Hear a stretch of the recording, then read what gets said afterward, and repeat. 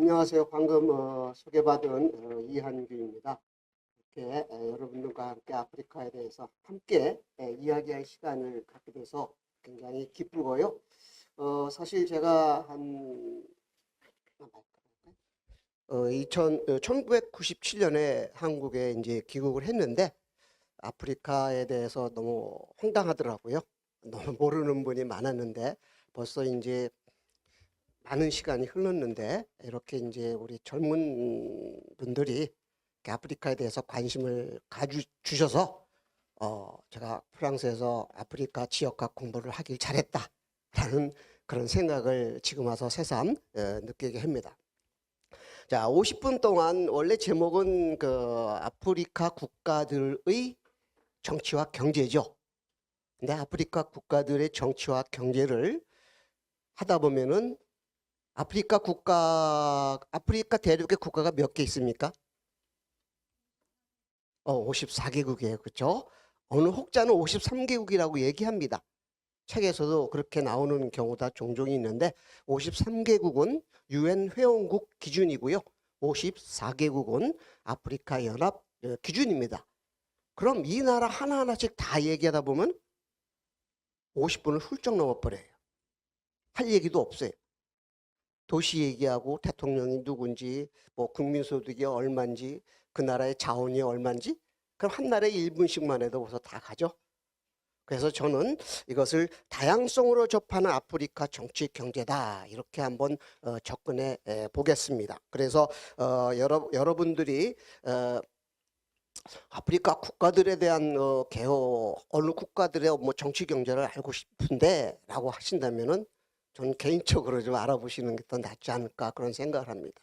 물론 한 국가에 일어나는 일이 다른 국가와 공통으로 일어나지는 않습니다.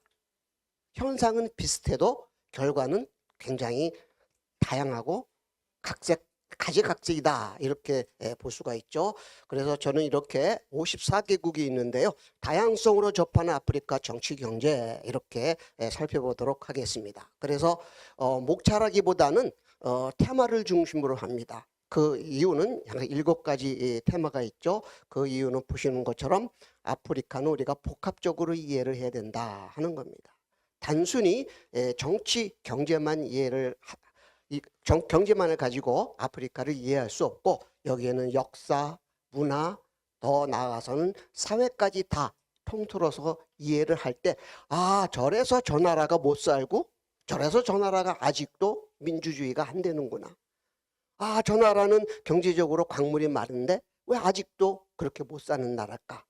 그런 것도 우리가 이해할 수가 있다 하는 겁니다. 그래서 좀 더 포괄적으로 접근하겠다 하는 겁니다. 그래서 지도로 이렇게 미리 보면은요, 아프리카 얼마나 큽니까?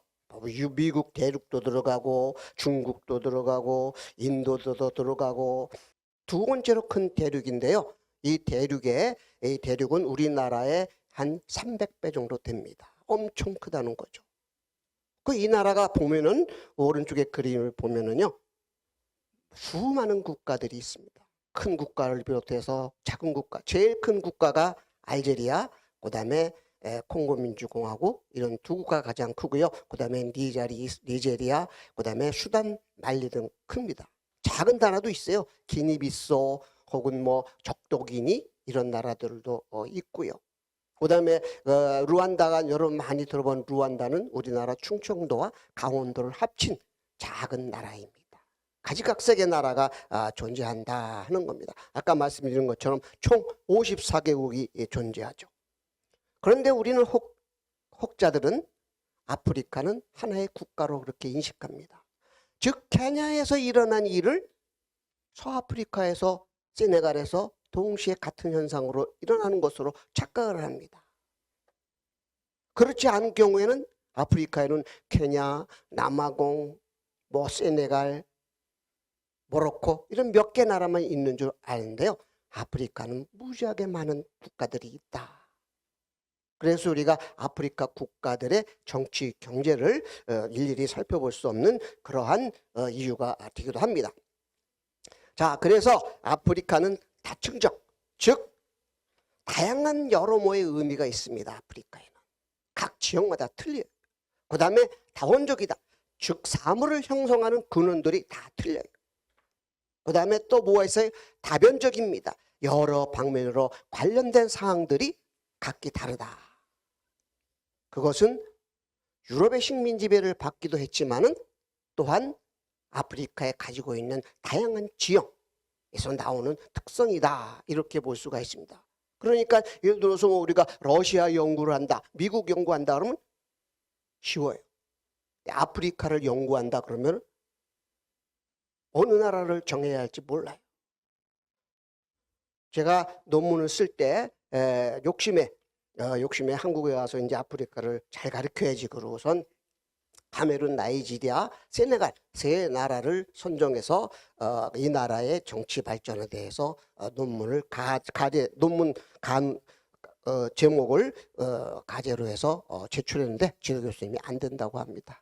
그래서 카메룬이라는 나라를 선택을 했습니다. 한 나라를.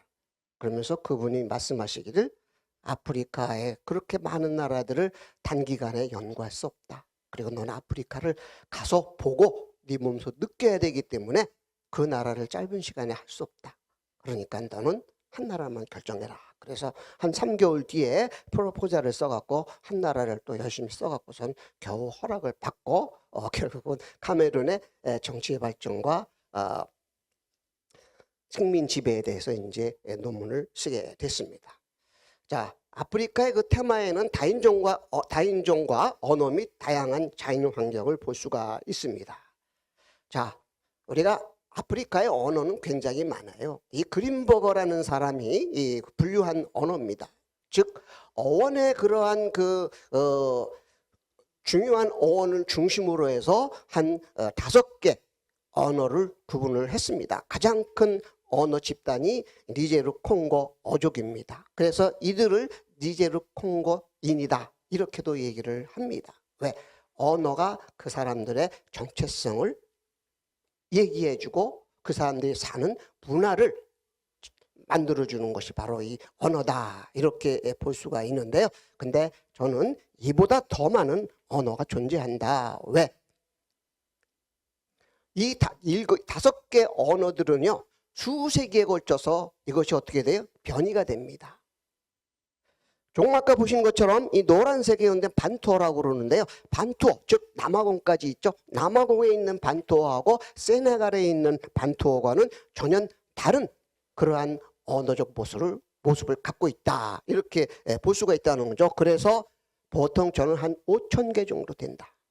지구상에서 가장 많은 언어를 가지고 있는 대륙이 바로 아프리카다 하는 겁니다. 여기에 더해서 유럽어들이 공용어로 사용되고 있습니다. 그래서 아프리카 토속어가 공용어로 즉 국어로 사용되는 나라는 몇 개 없어요. 거의 없다 이렇게 볼 수가 있습니다. 단 하나 봐도 에티오피아 하마리어, 그 다음에 탄자니아의 수알리어, 그리고 최근에 알제리와 모로코에서 아마지거라고 해서 베르베르어를 모국어로 선정을 했지만은 그거는 초등학교까지만 가르치고요. 그 이상 가르치지 않습니다. 이 나라의 공용어는 북아프리카는 대부분 아랍어가 사용되고 있다. 자, 스왈리어는 아프리카어입니다. 그런데 아프리카 모든 사람이 사용하는 언어는 아닙니다.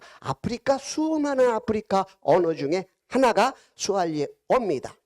다만 화자수가 7천만 명, 가장 많은 그러한 화자수를 갖고 있기 때문에 보통 우리가 아프리카어를 스왈리어다 이렇게 동일시하는 착각을 갖게 되는 겁니다. 여러분이 탄자니아에 가서 스왈리어를 열심히 배워갖고 현지인과 똑같은 그런 언어를 구사하고 세네갈 가요. 혹은 말리를 가요. 가서 스왈리어 하면은 걔네들이 쟤 뭐야 그럴 거예요. 못 알아들어요. 그만큼 언어가 다양하다. 다양한 만큼 뭐예요? 그들의 문화적 특징도 다양하다 하는 겁니다. 이러한 언어뿐만 아니라 인종과 언어뿐만 아니라 이렇게 상이한 지형 구조를 가지고 있고 생활 방식도 틀립니다. 아프리카는 서저 동거입니다. 동쪽으로 가면 갈수록 지대가 높아요. 그래서 아프리카는 덥다고 그러는데요. 동쪽으로 가면은 시원해요. 서쪽으로 가면 더워요. 그래서 생활 방식도 여기에 보는 것처럼 남부, 서부, 동부, 중부, 북부가 다양하다. 이렇게 다양하다는 것은 뭐예요? 다양한 생산력을 가지고 있고 잠재력을 가지고 있는 것이 바로 아프리카다 하는 겁니다. 그 시기는 좀 더 두고 봐야 되겠죠. 데프리카 얘기 많이 하죠? 이건 잘못된 언어예요. 야, 이 기온을 보세요. 지난 우리나라 여름보다 뭐 크게 다를 건 없어요. 물론 사막 같은 경우에는 사하라 사막 같은 경우에는 거의 뭐 40도까지 올라갑니다. 제가 이러한 세네갈이랑 코트디부아르 혹은 카메룬 주로 제가 이제 학교에서 주로 이제 불어권 아프리카를 담당했는데요. 현지 조사 더울 때 갑니다. 7월 달에 방학 때 가야 되니까. 제가 듣기엔 그렇게 더워서 뭐 죽을 지경은 아닙니다. 근데 우리는 조금만 더우면 데프리카 얘기를 하죠. 굉장히 잘못된 언어다 하는 겁니다. 자, 종교의 일상화. 아프리카에서 종교는요 하나의 사회 질서이자 시스템입니다. 시스템. 그래서 이 사람들의 종교는 굉장히 다양하고 그다음에 혼합주의적인 특성을 가지고 있습니다. 빠르게 다른 종교들을 흡수하고 그것을 사회화시키는 사람들이 바로 아프리카 사람들이 어떻게 보면 종교적 지조가 없다 뭐 이런 얘기를 할 수가 있지만은요. 그것은 그들의 생활 방식에서 나타나는 특이한 특징이다 이렇게 볼 수가 있습니다. 기독교가 63%, 이슬람이 30%, 그 외에 이 토속 신앙이 약 나머지를 차지하고 있죠. 그래서 대부분 지도를 보시면 북아프리카 지역이 대부분 이슬람 지역이고 그다음에 사하라 사남 이남 지역이 기독교 지역입니다. 그래서 사하라 사남 이남 지역 보시면은요, 거기에 보면은 이렇게 가봉이라든가 코트디부아르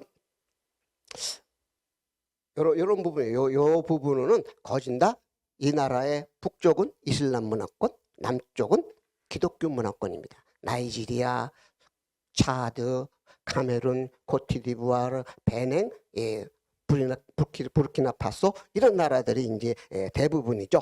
그래서 물론 분쟁도 일어납니다. 나이지리아 같은 경우와 1965년에 비아프라 전쟁이 일어났죠.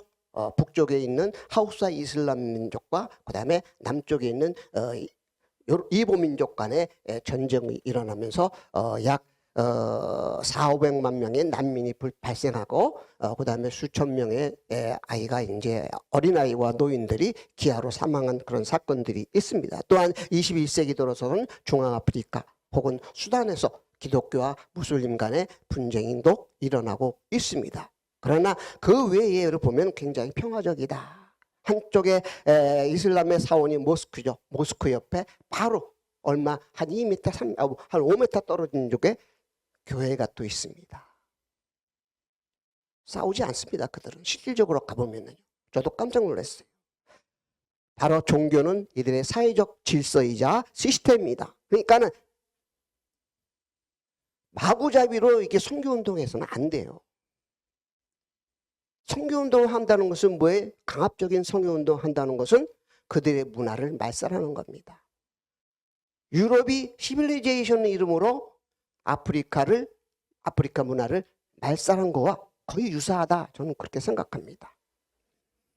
그래서 종교는 이렇게 기독교 1세기에 이제 북아프리카 중심으로 확산되다가 이제 6세기경에 이슬람이 들어오면서 이 북쪽의 기독교 문화권이 다 사라지게 됩니다. 그리고 16세기, 15세기, 16세기 이후에 이제 기독교를 들어오고 그 이후에 이제 유럽 식민 지배가 만들어지죠. 밑에는 이제 주술사라고 얘기를 합니다. 제가 이 사진만 있지만 다른 사진 같은 경우에는 이렇게 뭐 성모 마리아 상이라든가 혹은 예수님 상, 그다음에 그 교회에서 많이 쓰는 촛대 이런 거를 갖고 하나의 그 주술을 하는 그런 경우도 이제 종종 발생한다 합니다. 자, 그럼 무슬림과 이슬람 극단주의는 뭐냐? 이슬람 국단주의는 이슬람이 아닙니다. 순수한 이슬람이 아니다 하는 겁니다. 그들의 샤리아법을 강화시키기 위해서 무장을 통해서 서구인들을 납치하고 또한 같은 무슬림들을 납치하는 그런 행위를 벌이는 사람들이 바로 큐미, 안사르 알 샤리아, 안사르 안딘, 무자오 이런 집단들이죠. 그래서 진정한 이슬람은 아니다. 왜? 이슬람에서 가장 중요시하는 것은 형제예요. 형제. 이슬람 신자를 우리가 무슬림이라고 하잖아요. 기독교에서는 뭐예요? 사랑. 불교에서는 자비. 각 종교마다 특징이 있는데 이슬람은 형제입니다. 내 친구도 걔도 형제야. 그런데 이 이슬람 극단주의 단체는 이런 것을 완전히 무시하고 즉 코란에 있는 그러한 말씀을 무시하고 자기네들의 목적을 위해서 선량한 서민들을 학살하는 그런 경우가 이제 종종 발생하기 때문에 모든 무슬림이 모두 이슬람 극단주의 단체는 아니다 하는 겁니다. 그다음에는 그다음 테마는 인류의 재앙 노예 무역입니다. 자, 약 300년 동안 노예 무역이 이루어졌죠. 그래서 특히 이제 신대륙이 발견되면서 노예 무역이 활성화되기 시작합니다. 당시 이 아프리카 대륙에는 약 1억 명의 인구가 있었는데요.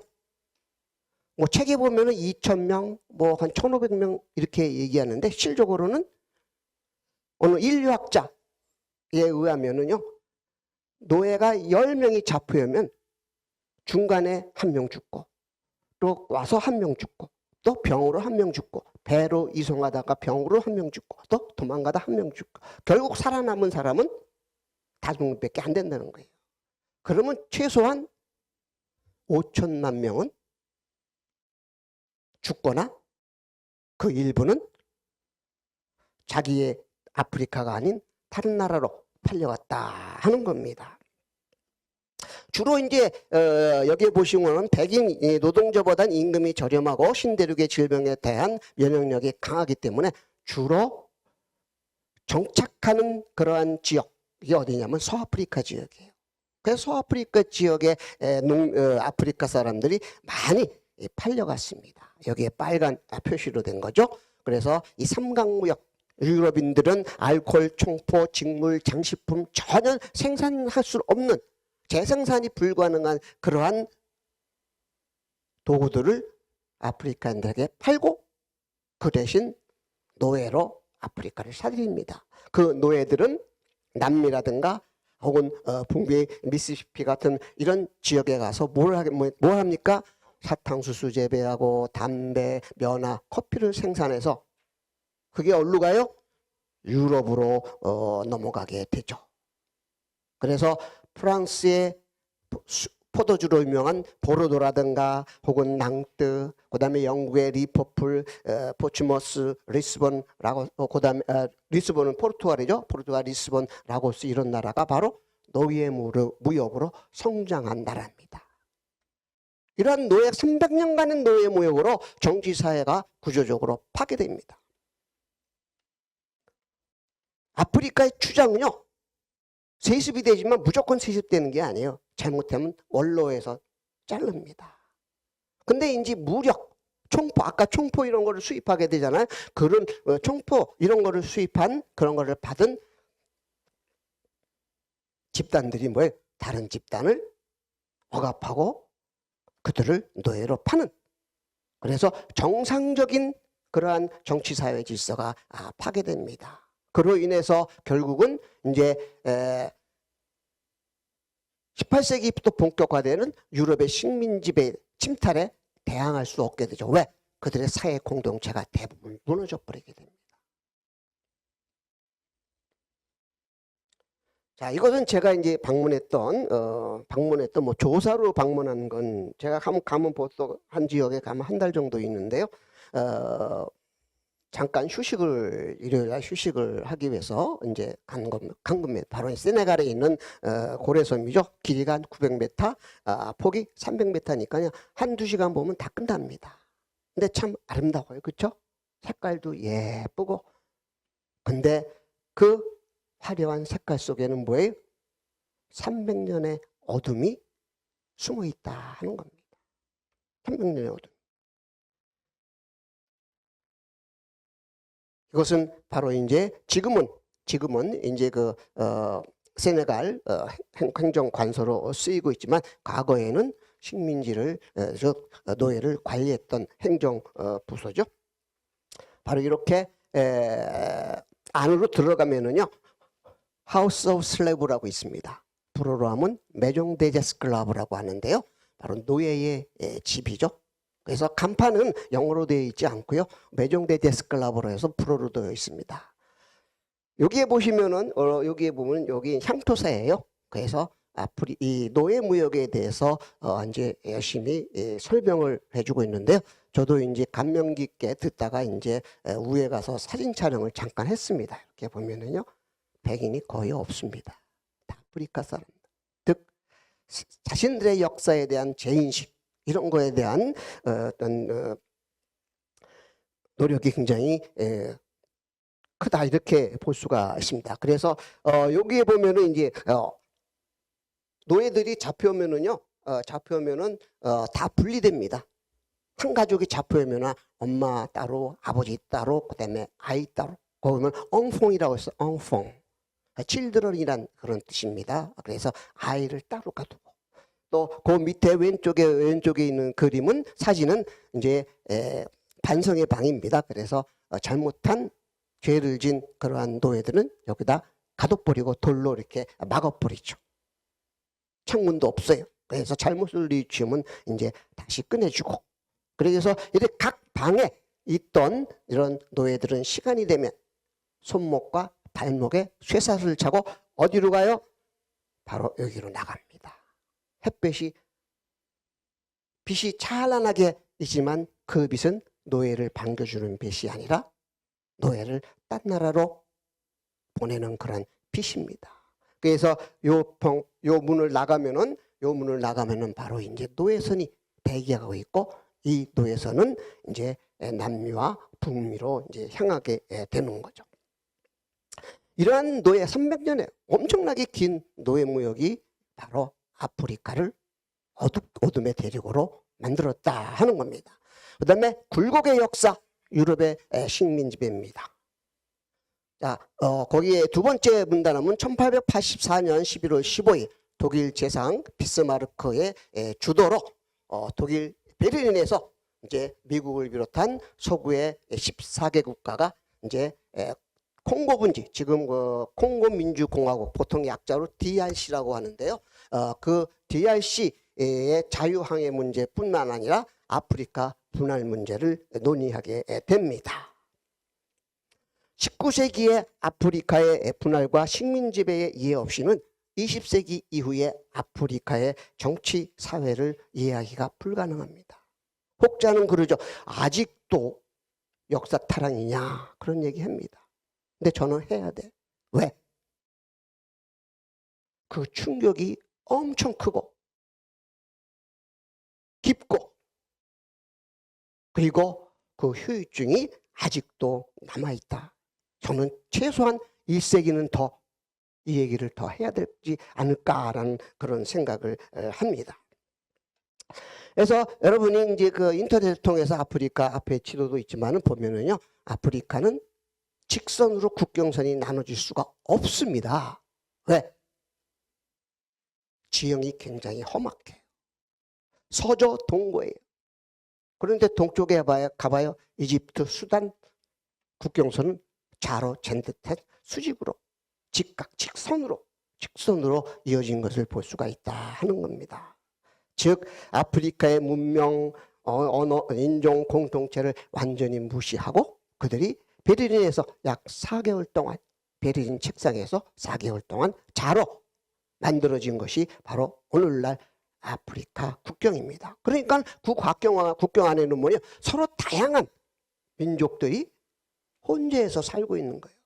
그것이 오늘날까지도 이어지고 있고, 그래서 아프리카에는 스테이트 네이션, 즉 민족 국가가 저는 아직까지도 형성된 나라가 없다 이렇게 단정을 합니다. 다만 남아프리카 공화국 같은 예외적인 국가를 제외하고는요, 대부분 아프리카 국가는 여전히 민족 문제에 시달리고 있다 하는 겁니다. 그래서 여기 제가 좀 컨트롤 C, 컨트롤 V를 잘못해 갖고요. 거기에 이제 에러가 있습니다. 여러분 혼돈이 있을 수가 있는데요. 영국은 영국 직접 식민 통치가 아니고요, 간접 식민 통치고요. 프랑스는 직접 식민 통치입니다.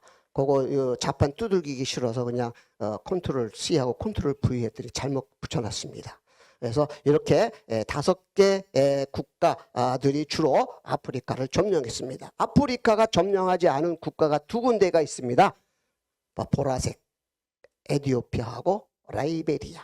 라이베리아는 미국에서 팔려간 노예를 미국이 석방하고 만들어 놓은 나라가 라이베리아입니다. 그래서 여러분 인터넷 찾아보면요, 라이베리아 국기가 미국 성조기하고 비슷합니다. 미국 성조기에 별 그 주마다 있는데 거기는 주가 없으니까 별이 하나밖에 없어요. 자, 포르투갈 식민 통치가 그 중에서 가장 지금 아프리카에 큰 문제를 제공했다, 저는 그렇게 생각합니다. 왜?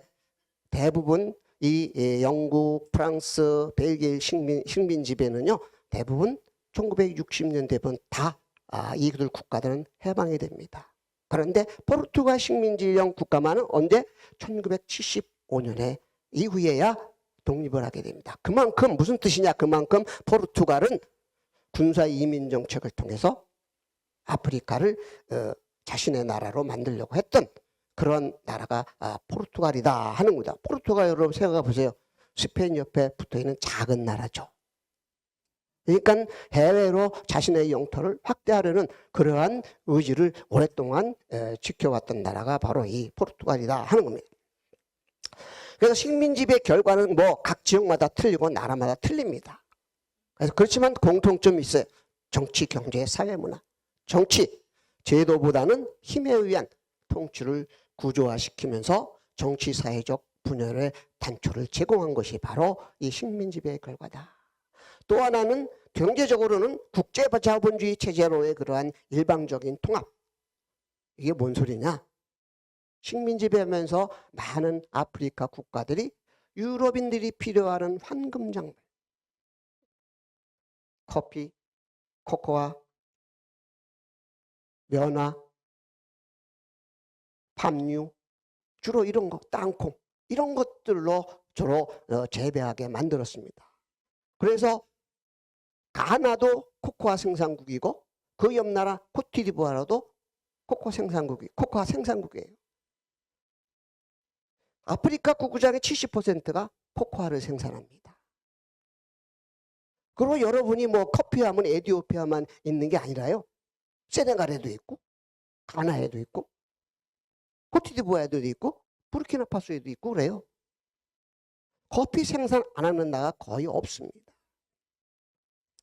두 번째는 인위적 경계로 인한 기존 경제 질서가 파괴됩니다. 그래서 전통 무역 네트워크가 완전히 파괴돼 버립니다. 그러니까 먹고 살려면 어떻게 돼요? 유럽인들이 요구하는 황금 작물을 재배할 수밖에 없는 그런 상황들이 나타나게 되는 거죠. 또 하나는 언어의 이원화 내지는 토착어가 상실되면서 언어적 정체성이 약화되게 됩니다. 그로 인해서 통합된 민족주의가 결여되고 그로 인해서 스테이트 네이션 국가 건설이 어렵게 되는 거죠. 또한 도시와 농촌 간의 빈부의 격차가 심해지고 이로 인해서 계층 간 갈등도 고조됩니다. 여러분이 지도를 보면은요, 아프리카의 도시 대부분은 어디에 있느냐? 영국의 도시는, 런던은 어디에 있어요? 내륙에 있죠.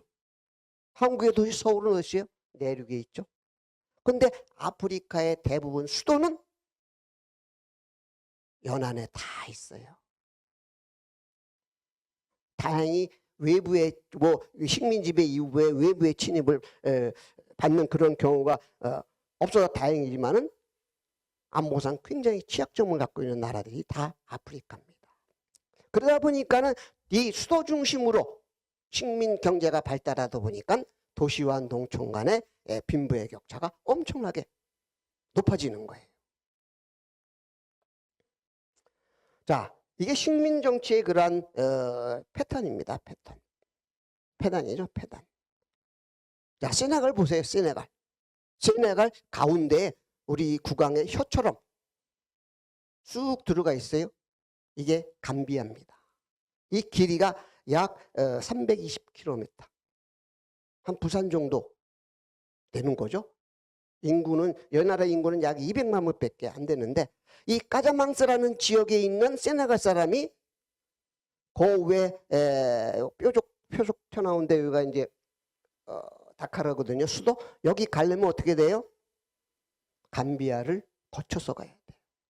그렇지 않으면 뭐예요? 320km를 뺑 둘러가야 돼요. 640km. 가깝지 않느냐 하지만은 도로가 제대로 만들어지지 않아서요. 거의 뭐 320 우리나라 부산 뭐 KTX로 뭐 2시간 반 이렇게 간다지만 거의 한 하루 정도 걸릴 거예요, 아마. 다카르까지 가려면. 이게 바로 식민 지배의 모순입니다. 또 앙골라 볼까요? 앙골라 수도 루안다죠. 그 위에 보면 카빈다라고 있어요. 카빈다는 콩고 DRC, 콩고민주국 공화국 경계를, 영토를 넘어가야 카빈다를 갈 수가 있어요. 세상에 이런 나라가 어디 있어요? 그다음에 나이지리아 보세요. 나이지리아는 영국이 간접 식민 정치한다고 위에 하우사 혹은 플란이라고 그러는데요. 이 사람은 이슬람입니다. 99%가 이슬람이에요. 그리고 서쪽에 보면 요르바, 동쪽에 이보. 이들은 주로 전통 종교 혹은 기독교 문화권을 가지고 있는 나라예요. 이들을 완전히 분리해버린 거예요. 왜? 이들의 고유한 권한을 보장해주기 위해서. 근데 그로 인해서 뭐예요? 지속적으로 북쪽의 이슬람과 남쪽의 기독교 간의 분쟁이 계속적으로 일어나게 되는 겁니다. 아프리카 국가에서 나이지리아만큼 현존하는 대통령, 전 대통령이 많은 나라가 없습니다. 나이지리아가 제일 많아요. 그만큼 뭐예요? 분쟁도 많이 일어나고 그런 과정에서 쿠데타도 많이 일어났다 하는 겁니다. 자, 그 다음에는 독립, 그리고 국민 통합, 그리고 현재 정치를 살펴보겠는데요. 자, 이제 아프리카 국가들은 1960년대 전후에서 본격적인 독립을 시작합니다. 물론 그 이전에 1956년에 이집트라든가 수단이 독립하고요. 1957년에는 이제 사하라 산업 이남에 유일하게 가나가 독립을 하게 됩니다. 그러나 대부분 1960년 1월 1일 카메룬을 시작으로 해서 약 17개국이 이제 본격적으로 독립을 하게 되고요. 제가 아까 말씀드린 것처럼 포르투갈 어권 식민지는 1975년에 이후에 독립을 하게 됩니다. 그래서 이거를 제가 연대별로 간략하게 이제 추려봤습니다. 그래서 1960에서 1985년에는 이제 국민 통합, 그다음에 경제 발전, 탈신식민주의를 추구하는 그러한 시기입니다. 그래서 이제 국가를 새롭게 건설하겠다라는 그러한 포부를 가지고 이제 국가들이 이제 독립을 하게 되는데요. 그러나 제가 아까 말씀드린 것처럼 아프리카 국가 내에는 수많은 인종이 있어요. 카메룬은 260개의 민족이 있어요. 그러면 260개의 민족이 각기 다른 말을 하고 다른 관습을 갖고 다른 사회 구조를 갖고 있다는 거예요. 소말리아는 120개 이상, 나이지리아는 450개 이상입니다. 그러니까 평균적으로 따라보면 아프리카 54개국을 평균으로 나눠보면 대체로 한 나라에 약 50개 이상의 민족들이 있다는 겁니다. 그러다 보니까는 독립을 했어도 이게 독립이 아니야. 경계선만 유럽인들이 만들어준 거야. 그래서 어떻게 해야 돼요? 중앙집권해야겠다. 강력한 중앙집권화를 하는 겁니다. 그래서 아프리카에서는요, 다당제가 사치예요. 왜? 아프리카 사람들은 공동체주의를 갖고 있으니까는 뭐 녹색당, 진보당, 뭐 개혁당 이런 거 필요 없다. 당 하나만 있으면 된다. 그래서 일당 체제를 일당 체제를 1965년부터 본격적으로 실시하게 됩니다. 이렇게 정당 정치가 제대로 되지 않은 가운데 혼란한 그런 국가들은 누가? 군이 집권을 하게 돼요. 이 당시 군이 유일하게 남을 제압할 수 있는 살상무기를 가진 그러한 집단입니다. 그러니까 무소불위 권력을 휘둘 수 있는 그러한 집단이 바로 군이다. 이 모든 것은 국민통합, 국민통합이 목적입니다. 힘으로 국민통합이 되나요? 되긴 됐어요. 어떻게? 힘으로. 그게 계속적으로 유지를 됩니다. 그래서 이 당시에 모든 대부분 정치 지도자들은 장기 집권을 하게 됩니다.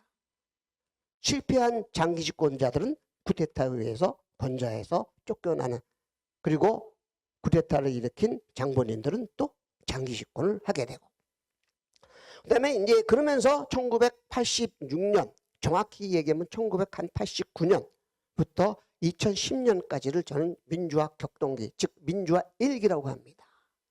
1998년에 어떤 일이 일어나죠? 베를린 장벽이 무너집니다.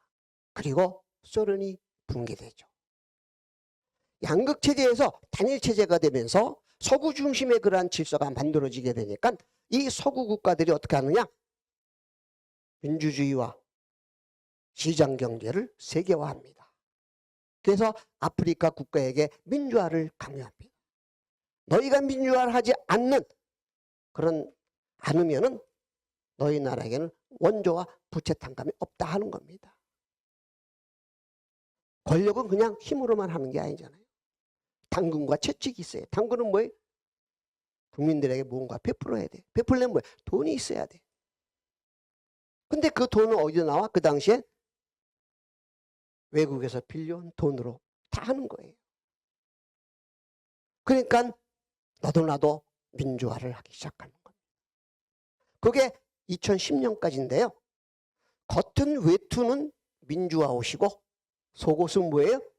여전히 권위주의 옷입니다.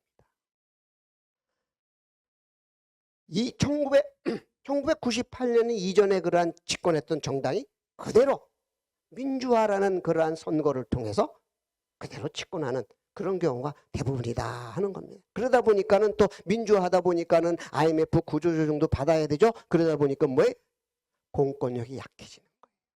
공권력이 약해지니까 그동안 억눌렸던 그러한 소수민족 혹은 이해관계를 가진 집단들이 동시에 들고 일어나게 되는데 그것이 바로 민족분쟁. 루안다의 후치족과 투치족, 에티오피아의 또 아마리 쪽의 민족, 그 다음에 자원분쟁.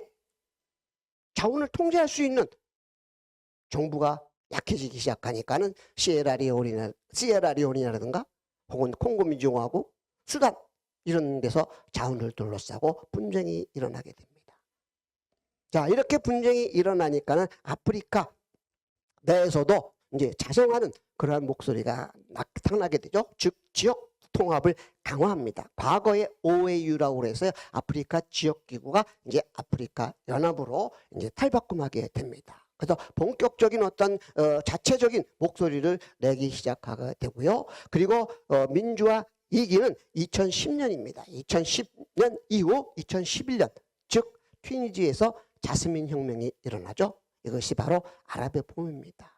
이거를 통해서 이제 그렇게 입헌군주적인 그러한 국가들이, 그리고 강력한 그러한 힘을 가졌던 그러한 리비아 정권도 무너지면서 그것이 이제 다른 사하라 이남 아프리카까지 영향을 미치게 됩니다. 그래서 다당제가 이제 본격적으로 실시되는 그러한 시기가 바로 2011년 그리고 현재까지다 하는 겁니다. 그리고 아프리카 내에서는 이렇게 지역 통합 경제 출복, 즉 아프리카 자유무역지대가 2018년에 이제 만들어지게 되고요. 또한 과거에는 이슬람 극단주의에 대해서 국가별로 대처했는데 이제는 아프리카 평화 연합군이라는 것을 달성해서 이들을 공동 대처하는 그러한 형태로 이제 만들어지게 되죠. 또한 인간안보라는 건 뭐예요? 우리가 뭐 국방안보, 뭐 경제안보 이런 얘기를 많이 했는데 인간안보라는 것은 바로 인간의 존엄성, 보건, 위생, 교육, 삶의 질, 이게 바로 인간안보예요. 인간안보에 대한 인프라 개발이 이제 본격화됩니다. 그래서 과거에는 자원을 팔기만 했어요. 막 팔았어. 너희 자원 캐가 그리고 채굴권 줄 테니까 우리한테 돈 얼마 줘? 근데 지금은요, FDI라고 그러죠. 해외 직접 투자를 하려면은요, 뭐 학교를 세운다든가, 다리를 놓는다든가, 혹은 도로를 건설한다든가, 이런 옵션이 항상 껴들어가요. 그러니까는 자연적으로 그 개발되는 지역의 주민들은 어떻게 해요? 생활 환경이 좋아지는 그러한 현상이 나타난다 하는 겁니다. 자, 이거는 우리나라에 다 영화로 이제 다 상영됐던 것이죠. 뭐가 되시는 이제 뭐 한국 분이 만든 그러한 영화고요. 바로 이제 소말리아 반군을 이제 탈렌전 이후 처음으로 미국이 이제 지상군을 파견했는데 결국은 이제 몰살당하죠. 그래서 그 과정들이 나온 것이 바로 이제 모가디슈입니다. 그래서 1993년에 일어난 사건인데요. 약 1000에서 2000명이 사망했고요. 그다음에 아주 유명한 것은 호텔 루안다입니다. 우리나라 세계에서 제노사이드가 2번 발동됐는데요. 첫 번째가 독일 유태인에 대한 독일의 대학살. 그다음에 이 루안다에서의 그러한 인종 대학살, 그게 바로 이제 탈냉전 이후, 즉 민주화 과정에서 일어났던 하나의 사건 스토리다, 이렇게 볼 수가 있고요. 또 하나는 블러드 다이아몬드라는 것은 이제 1999년 시에라리온, 즉 서아프리카에 있는 시에라리온이라는 그러한 나라가 있습니다. 10년 동안 내전으로 이제 황폐해졌는데요. 그 원인은 반군과 바로 정부군 간의 다이아몬드 채굴권을 둘러싸고 일어난 내전입니다. 여기에는 다국적 기업이 끼어들면서 그 규모가, 내전 규모가 더 커졌다, 이렇게 볼 수가 있습니다. 그래서 현재 아프리카의 민주주의 지수는 그렇게 높지는 않습니다. 민주주의의 가장 높은 것을 우리가 1위라고 하는데, 보면은 이제 보츠와나, 또 그다음에 남아프리카 공화국, 그다음에 이제 모리셔스가 8.14로 가장 높습니다. 그래서 민주주의 지수는 이제 선거 과정이라든가 다당제, 그리고 정부 기능, 그다음에 정치 참여, 그리고 정치 문화, 그다음에 시민 사회, 이런 것들을 이제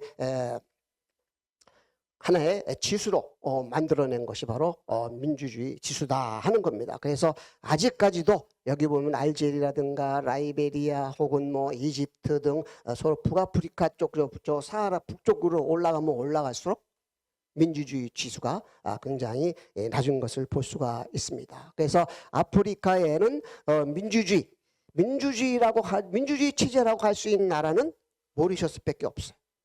모리셔스밖에 없고요. 홍합 체제라는 것은요, 민주주의적인 양식을 가지면서도 다당제를 하지만은 굉장히 제한된 다당제를 하고 있는 그러한 나라들을 얘기하고요. 그런데 대부분이 보면은 아직도 권위주의 체제를 가진 국가들이 여전히 많다 하는 겁니다. 그런데 좀 긍정적인 변화 조짐이 있습니다. 자, 3년 전만 해도요.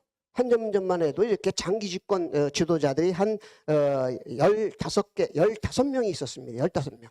그런데 빨간 점, 알제리라든가 혹은 중아프리카 공화국이라든가 수단이라든가 이런 나라들의 그러한 장기 집권자들이 이제 죽거나 혹은 정권이 교체되면서 지금은 장기 집권자가 지금 8명 남았습니다. 그래서 제일 많은 그러한 장기 집권을 하고 있는 사람은 바로 이제 적도 기니에는 오비앙 웅게마 45년